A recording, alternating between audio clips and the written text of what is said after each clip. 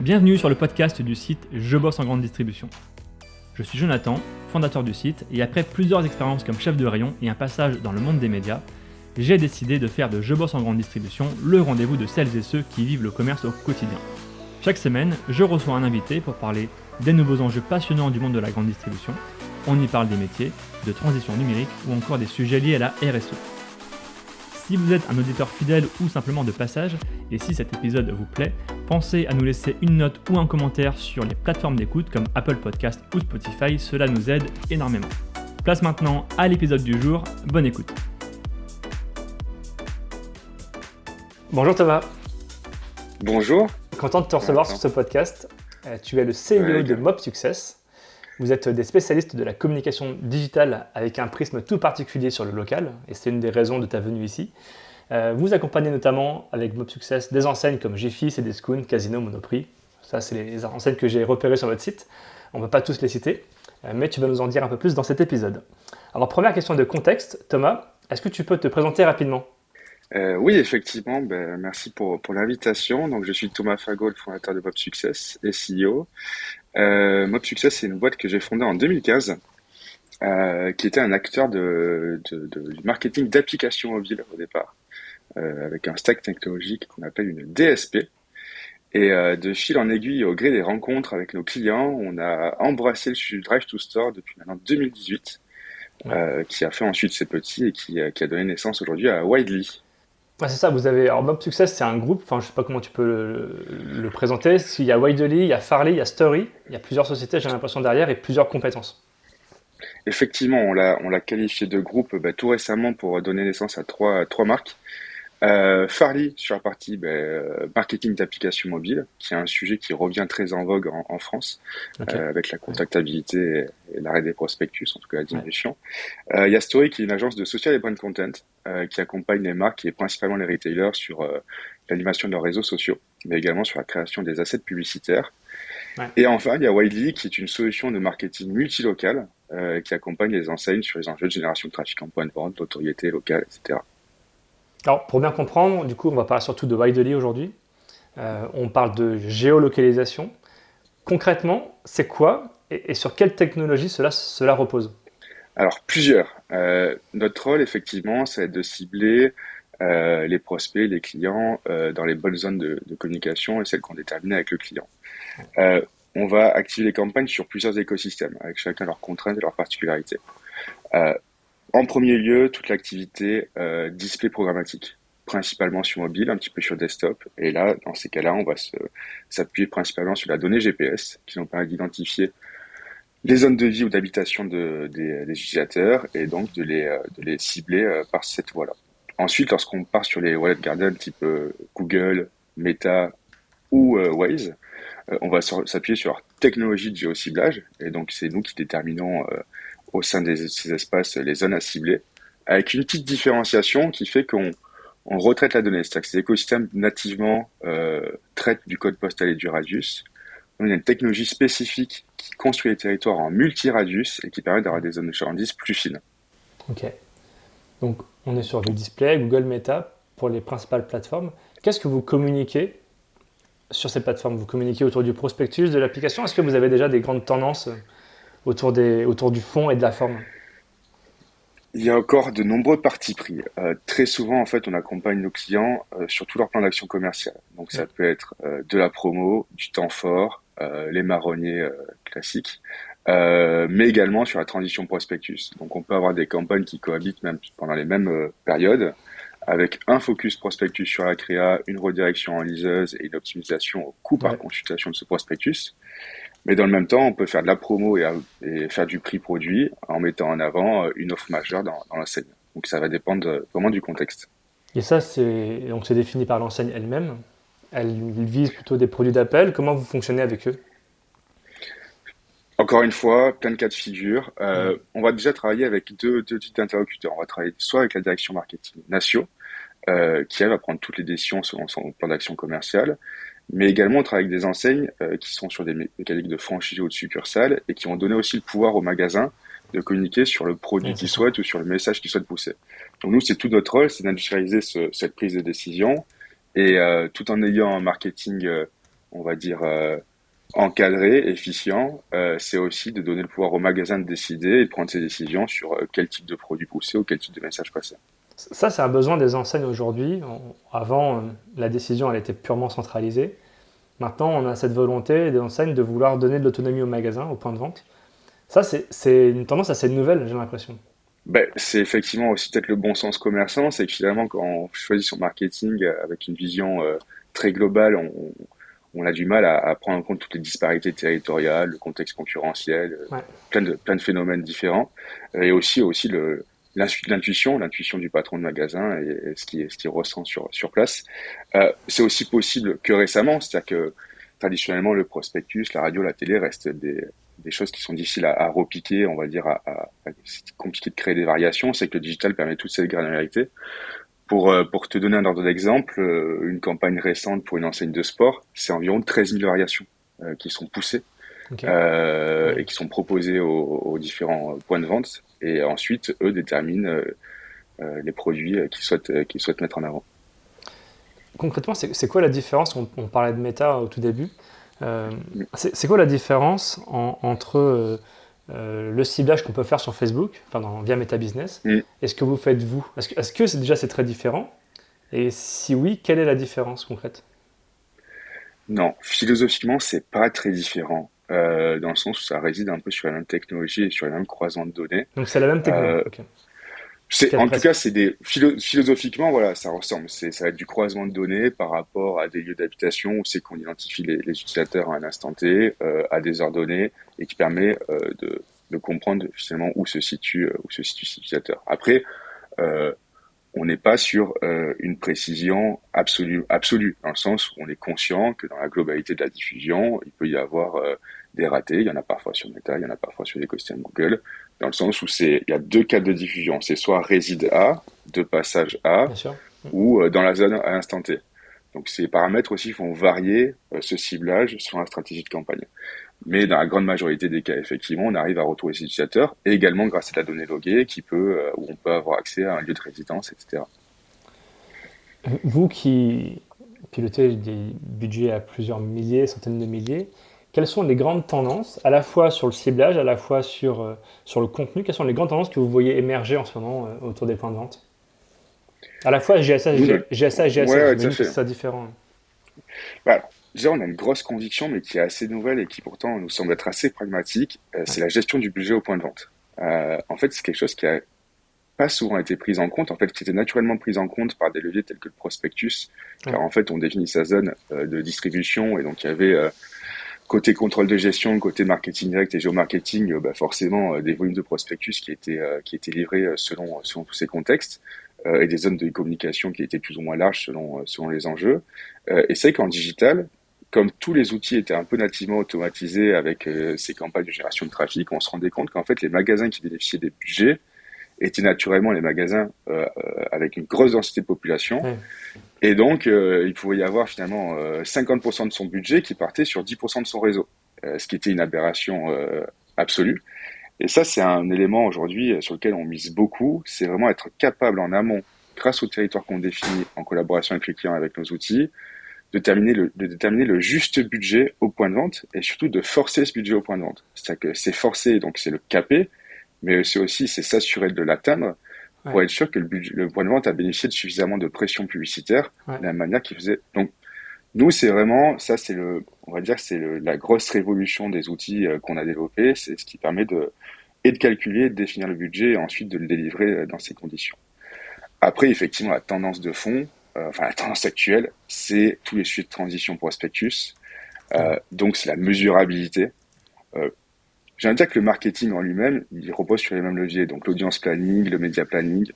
Là, aujourd'hui, mis à part notre capacité à le traiter au local, j'ai envie de dire que ça s'appuie sur, on va dire, des expertises qui existent depuis maintenant plusieurs années.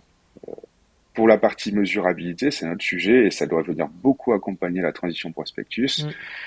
Nous, on s'est rendu compte au départ que en fait, les thermomètres étaient souvent cassés. Donc, on faisait des tests avec les clients Mhm. et on se disait, on fait un test, mais finalement, à la fin de ce test, au-delà de KPI médias et quelques indicateurs assez traditionnels, tel un coût par visite calculé, mais qui s'auto-attribuaient beaucoup de trafic, finalement, on Ouais. ne savait pas se dire ça a marché, ça marchait pas. Et encore une fois, il y a le bon sens commerçant qui disait, ah, j'ai pas trop ressenti l'effet en magasin. Ouais. Sauf que l'effet sur nos campagnes, là où une stratégie, par exemple, avec du SMS, c'est instantané et il y a toujours un petit phénomène le lendemain, nous, nos campagnes, c'est des campagnes un petit peu plus au long cours, qui vont durer une semaine en minimum jusqu'à 3, 4 semaines. Et donc forcément, l'effet, il est chaque jour un peu plus important, le week-end, et il y a du contexte qui peut aussi venir biaiser cet effet. Et souvent, le contrôle de gestion avec des méthodes de comparatif avec réseau comparable ou comparatif N-1, et c'était ultra biaisé. Enfin, le truc ultra biaisé, ça donnait pas foi forcément, et donc les résultats étaient très disparates. Et c'est là-dessus qu'on mise beaucoup aujourd'hui, c'est sur des mécaniques aussi de MMM ou d'économétrie qui permettent en fait de venir mesurer l'impact de nos campagnes de manière macro. C'est un premier indicateur qui rassure l'enseigne sur la capacité à venir, on va dire, basculer du budget traditionnel off vers les leviers digitaux. Et ensuite, on a des faisceaux d'indices qui sont plus granulaires, qui sont les fameuses données GPS qui permettent de calculer un coût par visite. Et là, c'est la détectabilité en point de vente qu'on réattribue aux expositions publicitaires. Donc, il n'y a pas de recette miracle. C'est pas parfait, mais en tout cas, aujourd'hui, les clients qu'on accompagne de manière pointue sur ces sujets ont quand même beaucoup d'éléments de réponse. Ça nous permet d'itérer, de construire des belles histoires et vraiment d'aborder ces sujets de manière assez sereine. Donc, mesurabilité, géoplanning et définir les bons budgets. Après, pour le reste, ce n'est que du marketing digital comme on sait le faire tous depuis bien longtemps. Ouais, hyper intéressant. J'ai deux questions. La première, c'est sur le budget. Tu parlais de zone de chalandise, tu parlais de densité de population. Là, bon, j'imagine que le calcul, il va rester un peu secret, mais comment on calcule globalement un budget pour un point de vente? Est-ce que tu as une fourchette en fonction de la taille d'un point de vente aujourd'hui en zone rurale ou en zone urbaine? Ouais, en fait, il y a deux paramètres. C'est soit on part d'un budget demandé par le client et donc c'est à nous de le répartir ce qui nous semble être le plus équitable, soit il y a une recommandation à faire. Et donc du coup, on est en budget Ouais, libre. Euh, ok. En fait, ça part d'une densité de population sur zone, et savoir finalement quels sont nos prospects et combien de personnes on doit toucher. Donc c'est un coût par contact quand même initial.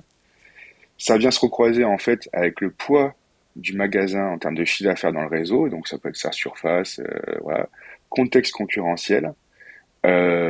Donc c'est tous ces paramètres qui vont être la cible aussi forcément, ben, son audience. Et donc tous ces paramètres vont être croisés et fait qu'on arrive à un budget qui nous semble être cohérent et qui permet aussi et évidemment le coût par acquisition client attendu et le flux de trafic naturel de l'enseigne. Et donc tout ça va nous permettre. Mais finalement, on est dans des zones de budget qui sont assez similaires en termes, si on veut porter un enjeu conséquent, à ce que on peut retrouver en prospectus, souvent minoré de 25 à 30%, en tout cas dans ce qu'on observe.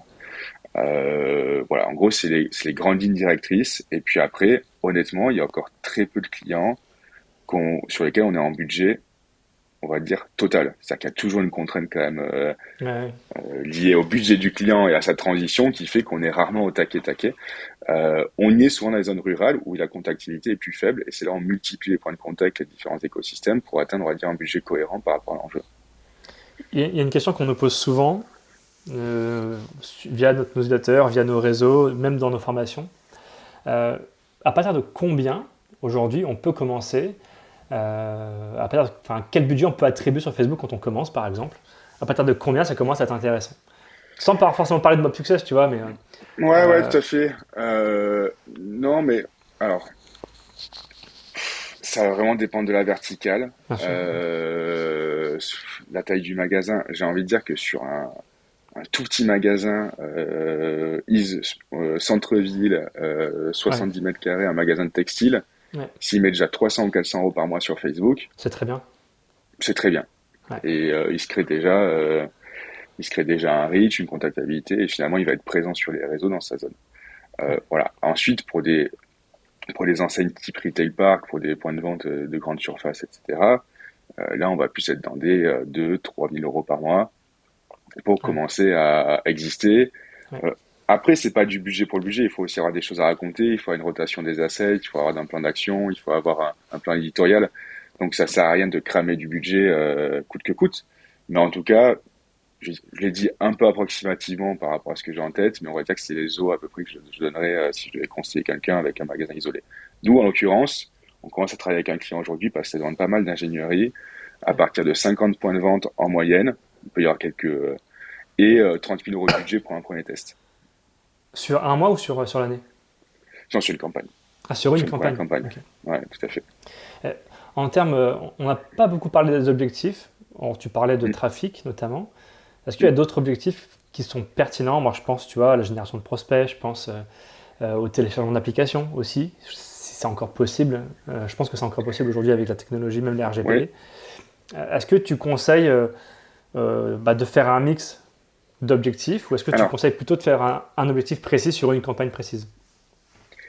euh, plein de cas de figure. Ouais, Téléchargement d'application se traite vraiment différemment. C'est-à-dire que la dimension géographique et l'équité au point de vente n'a pas de sens parce que ça va vraiment venir compliquer l'optimisation de la performance et du coût par téléchargement. Donc lorsqu'on fait des campagnes de téléchargement d'applications qui ont du sens, on le fait vraiment de manière macro, nationale, et notre enjeu, c'est de ouais, trouver le meilleur coût par engagement. Et d'ailleurs, c'est des modèles à la performance, donc nous, on est rémunéré selon les critères qu'a défini l'enseigne. Donc effectivement, ça a du sens. Après, une application, c'est aussi un produit utilitaire. Il faut qu'il soit bien fichu et efficace pour éviter un churn important, parce qu'on sait que les applications sont vite abandonnées au bout de quelques semaines. ouais, Et faut ça, c'est, je développer pense, c'est un l'usage. gros, Ouais, c'est un gros enjeu des enseignes, mais également des stratégies de retargeting pour faire relancer l'application par des publicités. Après, effectivement, la partie considération notoriété, euh, dans ma vision, je pense qu'on peut la traiter par nos technologies multilocales. C'est-à-dire que là, ça a plus de sens, dans le sens où découper le budget selon les régions, selon ses enjeux, ça n'empêche pas de faire une bonne campagne branding de considération ouais, qui va être plus hétérogène et qui va plus correspondre à finalement ces enjeux de terrain.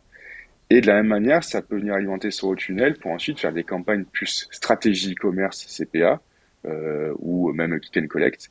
Donc, nous, on milite assez pour tous ces budgets qui étaient branding, notoriété, considération et ces budgets historiquement appelés Drive to Store pour les regrouper on va dire, dans ces technologies multilocales.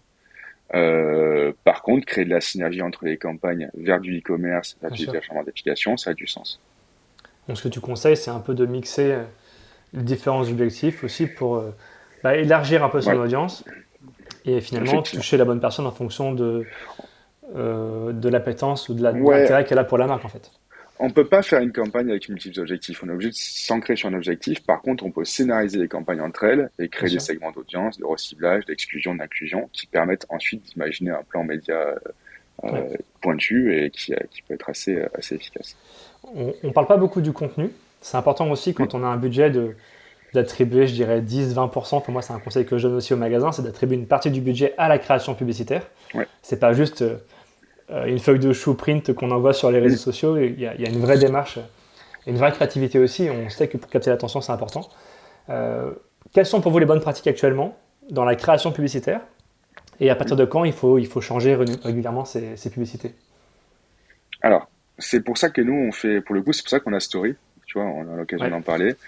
C'est aujourd'hui, ça sera fin mars, une quarantaine de personnes. On pourrait tout type Ah de oui. métier, aussi bien Ok. graphiste, motion designer, intégrateur. Nous, notre métier, ça va être de prendre les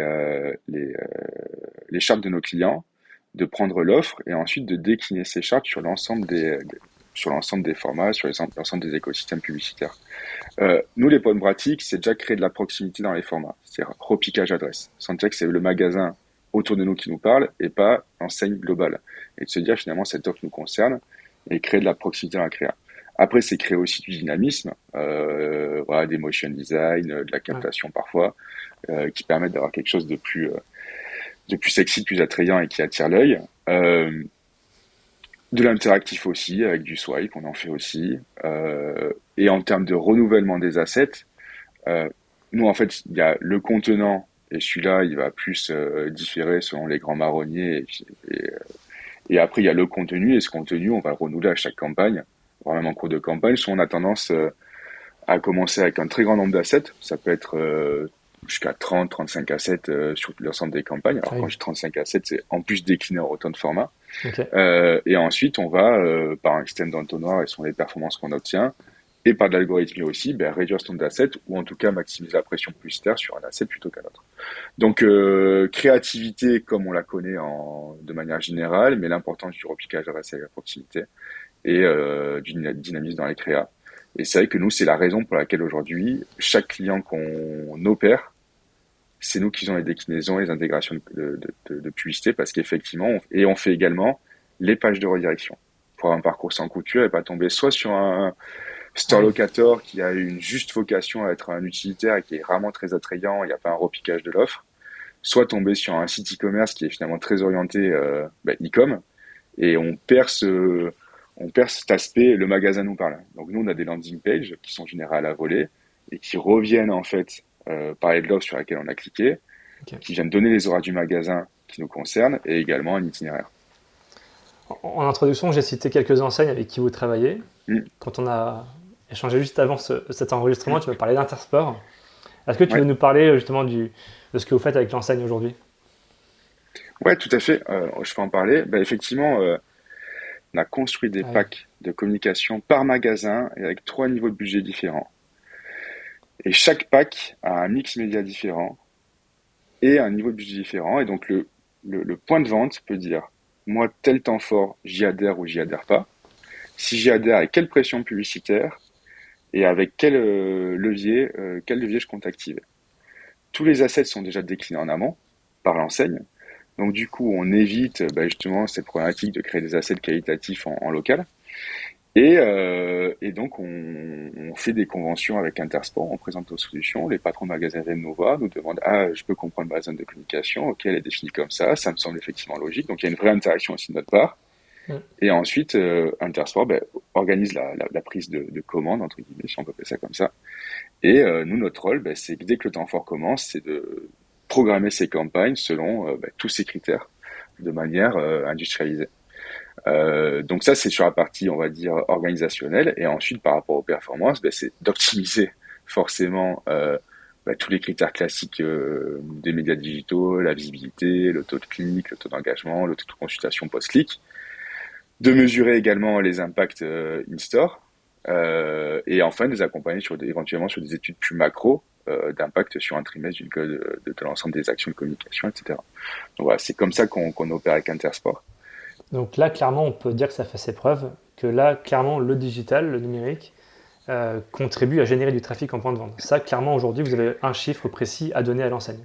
Tout à fait, tout à fait. On a un chiffre précis à donner à l'enseigne. Et puis, ce qui est intéressant dans la démarche, je pense qu'on a, et c'est tout l'enjeu de nos métiers, c'est comment rendre accessible et simple ces écosystèmes digitaux, mais pas simplistes.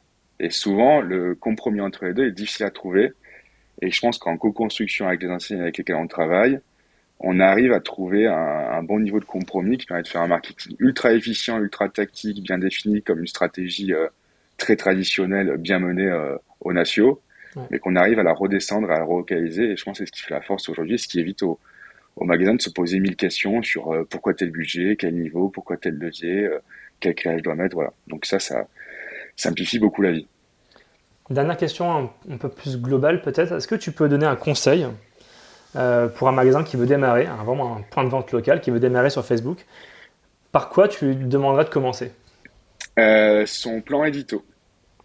Le contenu. Euh, de, ouais, le contenu. Son plan édito, de réfléchir à 2, 3 posts semaine, peut-être 2 pour commencer, et d'une histoire à raconter tout au long du mois. Donc créer des rendez-vous, de l'interaction avec la communauté. Une fois qu'on a ce premier contenu, c'est éventuellement commencer à le sponsoriser, parce que son contenu organique est pour augmenter son reach. Et Bien là, sûr. une fois que cette notoriété, cette image de marque et ce lien est créé avec ses consommateurs, là, on commence à penser à de la partie plus activation média et qui seront sur d'autres mécaniques, mais qui peut aussi s'appuyer sur l'audience déjà acquise. Donc ouais, le contenu en premier. Hyper intéressant.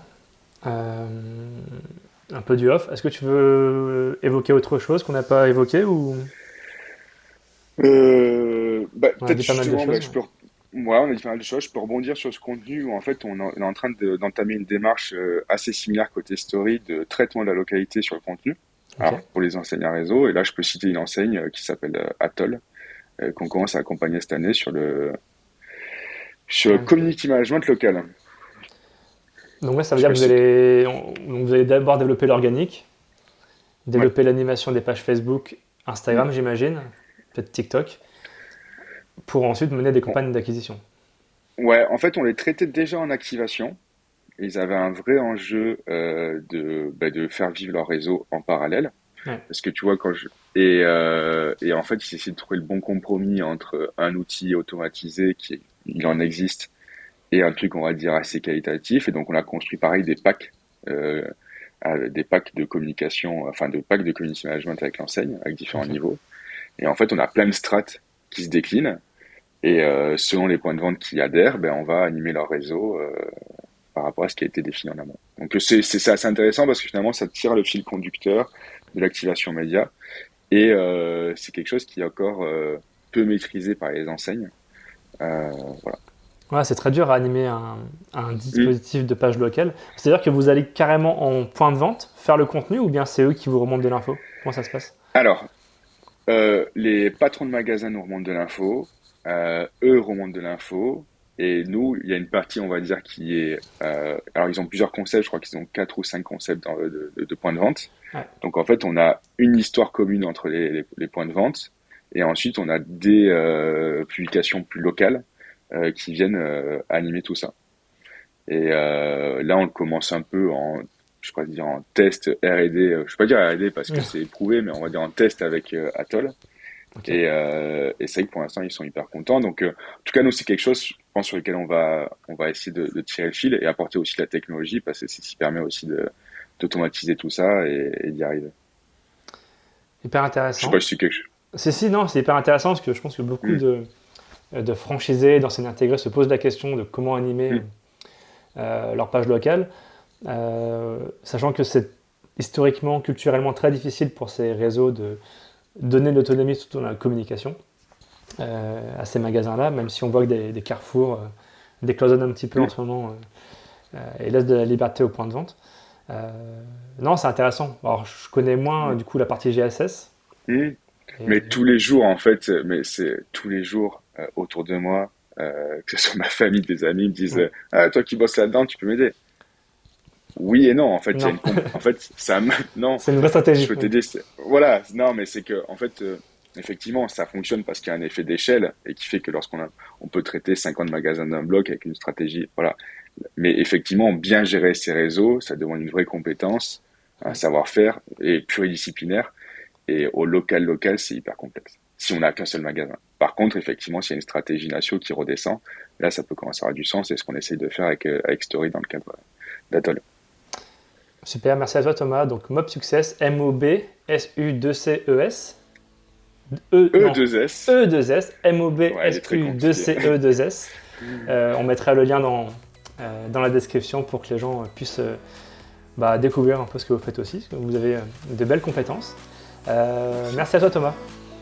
Merci beaucoup à toi. À très bientôt. Merci à tous d'avoir écouté ce podcast jusqu'ici. Pour retrouver des informations sur notre invité et accéder à différentes ressources, cliquez sur la description pour en savoir plus. Ce podcast est produit par le média indépendant Je bosse en grande distribution. Chaque semaine, nous proposons un regard différent sur la vie des magasins, des enquêtes, des décryptages, des témoignages. Retrouvez-nous sur notre site et rejoignez la première communauté des professionnels de la grande distribution. Sur Facebook, LinkedIn, Instagram, TikTok, vous êtes plus de 450 000 à nous suivre. Vraiment, un grand merci pour votre fidélité. Et pour celles et ceux qui veulent aller plus loin, nous proposons toute une série de ressources et d'accompagnements à destination des commerces. Pour en savoir plus, cliquez dans le menu Agence ou ressources sur l'accueil de notre site. À bientôt!